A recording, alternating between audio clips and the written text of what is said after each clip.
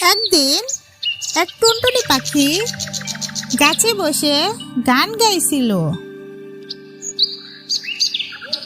বক সেটা দেখে বলল, টুনটুনি, তোমার গান তো খুব মিষ্টি, কিন্তু শোনো, তোমার চেয়ে বড় কোনো প্রাণী যদি তোমার গান শোনে, সেটা তো আরো ভালো হবে। শিয়াল তখন পাশেই ছিল। সে বলল, হ্যাঁ টুনটুনি, আমার কাছে এসে গান শোনাও। আমি তোমার গান শুনে তোমাকে একটু উপহার দেব।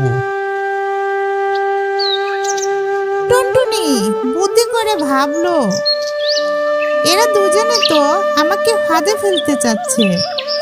সে তাড়াতাড়ি বলল, ঠিক আছে, আমি একটু দেরি করে আসবো, ততক্ষণে তোমরা ঝগড়া করো না।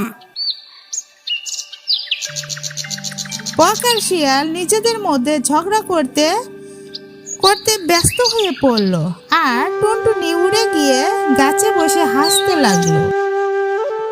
এই গল্পের শিক্ষা, বুদ্ধি দিয়ে বিপদ এড়ানো সম্ভব।